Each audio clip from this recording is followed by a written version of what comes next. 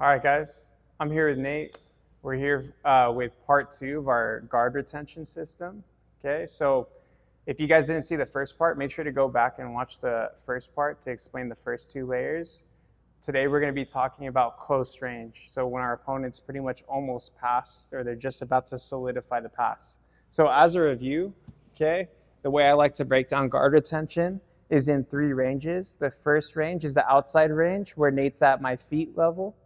Okay, the second range is the mid range where he's past my feet, he's now at my knees.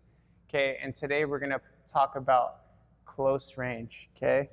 Here, where he's in like solidifying the pass on my hips. Okay, we're in real big danger, right? We only have like a split second to really react before my opponent really pins me down. Okay, so again, if you didn't see the first video, be sure to go check that out either before this or after, okay, in order to have a more holistic understanding of the guard retention system. Okay, so we'll go back here. Okay, so let's talk about close range. So Nate gets the leg drag and now he's solidifying the position. So he got past the top 2 layers of my guard retention. Right now, ideally he doesn't get this deep, but some people, especially people who are really good guard passers, will get there, and we still need to know what to do, okay? So from the leg drag position, it's important to understand where my opponent wants to go. So when Nate's in the leg drag position, okay, either he's gonna look for me to react by like turning, right? You'll see this a lot when people don't wanna, like in sport jiu-jitsu, like people don't wanna give up points. So they expose the back. Okay, so Nate wants to stay at my hips to take my back. Okay, or maybe you'll see like the person on bottom's not giving their back, or they're not trying to turtle. So Nate's gonna drive his head to the floor and he's gonna look to split my legs into what we call leg weave, okay? Now from here, he's gonna look to step over the leg and mount me, okay? So it's a really good position for the person on top, and that allows them to stay on the hips to transition to either the back or the mount, right? 2 really good finishing positions. Okay, so we're gonna talk about leg drag first, and then I'll discuss our reactions if they do leg weave us. Okay, so leg drag first. Right away, so I'm talking about early stage, like as soon as I feel him get past my legs, right, and Nate gets here, okay, right away what I need to do is I need to post on his belt here, and I wanna try to build up to my elbow, right? Not saying this is the most like indestructible position, right? I know where I'm exposed here, okay? I'm exposed at my hand, okay? But I need to raise my level to open up opportunities for me to retain my guard or potentially sweep. So again, as soon as he settles, I need to build up to my elbow, okay? Now from here, I understand someone good is gonna go for that elbow, right? So as Nate decides to break me down, let's actually rotate a little bit, Nate. So pay attention close to my feet here. Okay, so as Nate drives, notice his butt leave his heels. Okay, now this gives space for me to take my top hook and hook his foot here. So even as he continues to drive, I bring my knee to my chest here. Okay, let's go back. So notice a couple things are happening here. Even though, yes, Nate's making a good move, he's breaking me down, okay, I'm realizing that both of his hands are committed on my wrist. Therefore, there's no post going back. So as I feel him drive, at the same time, after I've hooked his leg, I'm tucking my knee to my chest and I'm opening my hip here. Notice how Nate's hands are trapped. Okay, we are now off balance, or he's off balance. Okay, so we'll scoot back just a little bit so you guys can see the finishing position. Okay, so we're here, he drives. Okay, I bring my knee to my chest and I open. Now from here, the leg work's fairly simple. All I'm gonna do is I'm gonna use my foot to extend and pummel my top foot through as I use that to carry his hip over. Now I'm just gonna scissor my legs and I'll end up in side control with a really tight grip here on the belt.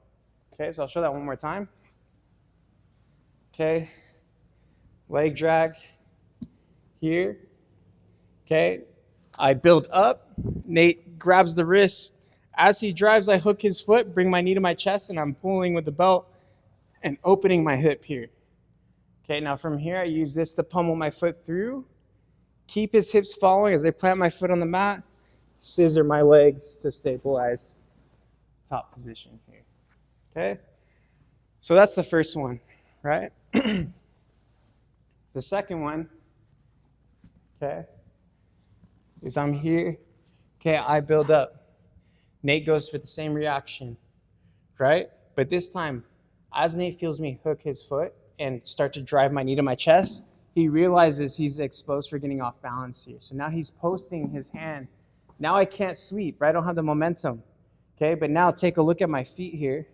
Okay, I'm going to use my left foot to hook under his thigh. Now this can be a challenge, right? I'm not saying this is the easiest part, but as long as you can get this hand here and you really emphasize on tucking, okay, it'll make this a lot easier.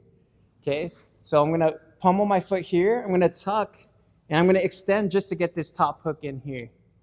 Okay, now from here, I'm going to look to forward hip escape as I bring my knee to my chest. Okay, and this will open up an opportunity for me to get a single leg X. Okay, and recover that guard. So once again, we'll turn this way so you guys get a good look of our feet. Okay, so I'm here. Nate's grabbing. I go to off balance. He posts his hand.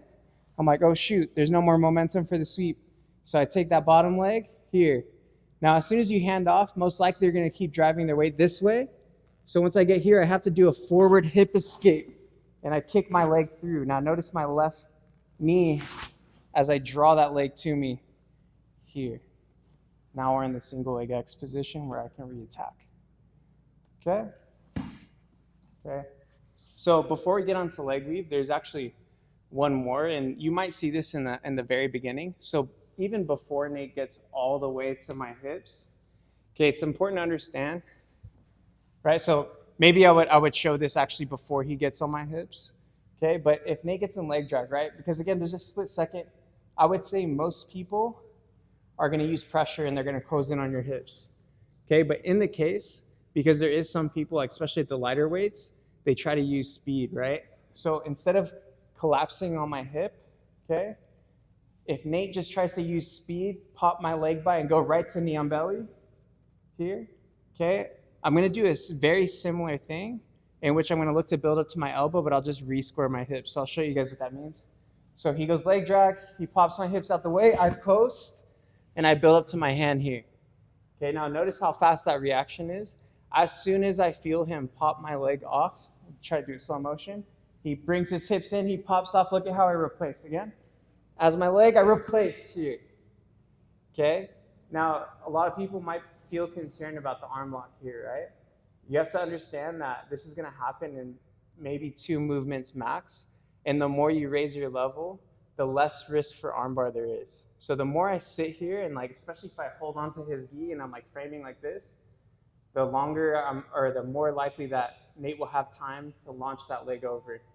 Okay, so it's super important. Okay, a lot of times all it needs, I don't need to grab anything. As soon as I feel that leg leave, I replace with my hand, but this is the key right there. See how I build up to my knee? Now in that split second, imagine if Nate was in the air trying to launch that arm bar, right? He's most likely gonna fall straight on his back, okay?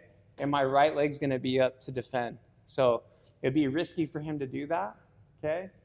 And, okay, at the very least, if he misses, I'm gonna be in the top position because he took that risk. So again, I'm going to show the technique. This is before he goes. So instead of collapsing all the way on the hips, he pops the hips off. He tries to go knee on belly.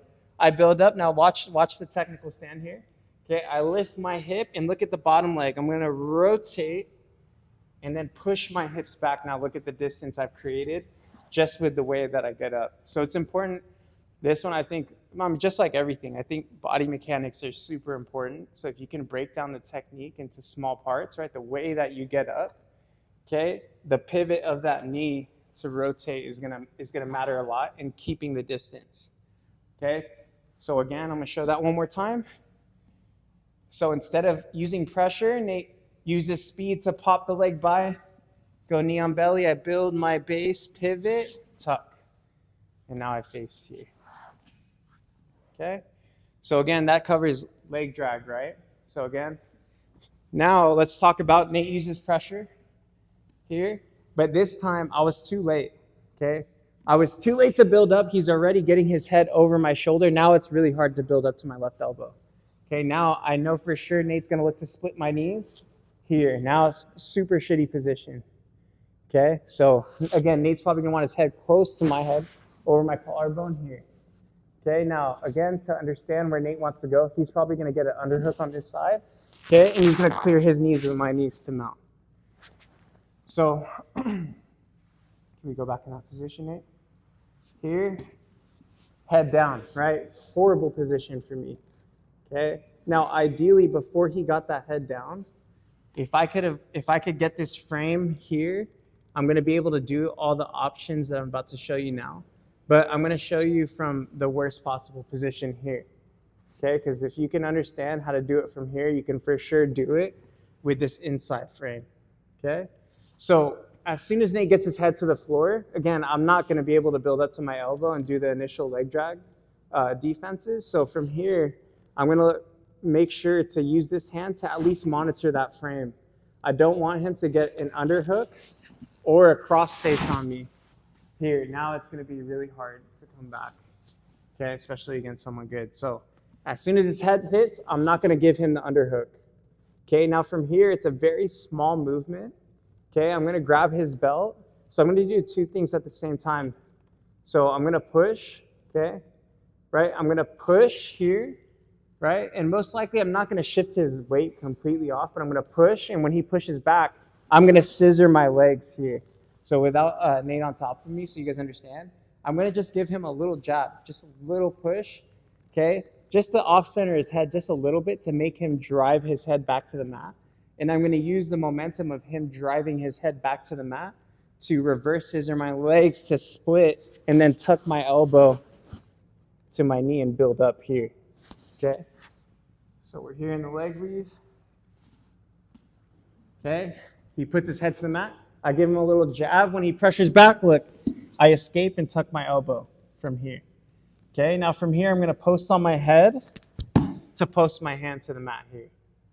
Okay, now the very simple one here, okay, is to slide my knee to my hand, bring my leg up, okay, and sit back. Okay, now from here, you can probably anticipate that your opponent is going to look to pressure in.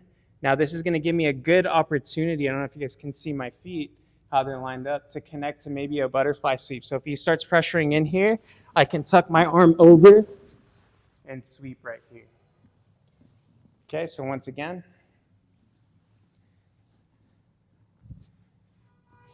Nate's in the leg weave. Here, framing on the bicep, crucial, hand on the belt. So I'm going to give him a little jab. I'm not looking to blast him off by any means. I just want him to drive back forward. I'm going to use that momentum as I scissor my legs. Boom, right here, and I tuck. Okay, post my head, slide up, slide my knee, okay, to my hand, and I square my hips. Now, for me, I find that this is a great opportunity to change to a butterfly sweep. You guys can definitely just square up and play guard from here. Okay, you're out of that bad position. Now you've re-guarded. Okay, so let's go for another finish to that same position. Okay, so same exact thing. Once again, if you guys, before Nate gets his head to the mat, if you're able to get this top frame in, you could do this same exact thing here. Okay, same exact thing. It's just a little bit harder to get that frame. So again, I'm showing you guys from a more inferior grip. Okay, here. So now, everything the same. Nate's driving his head to the mat. I'm framing. I jab. He pressures back. I split the legs. I come up. Okay, now in this situation here, let's tuck back because I'm going to roll Nate. Okay, here. So pay attention, okay, to this position now. So now from here, what I'm going to look to do, okay, is I'm going to take my hand, okay, I could keep it at the belt or I can go overhook. Okay, for this, I prefer the belt and the gi. Obviously, in no gi, you're probably going to have to go overhook. Okay, so now from here, what you're going to look to do is instead of building all the way up here, so as soon as I build here, I'm just going to look to underhook Nate's leg. Okay, use this hand, underhook that leg. Now from here, okay, I'm going to tuck. Okay, tuck my head through, and I'm going to imagine putting my head right between Nate's legs as I roll. Lost the mic in that. We'll show that again.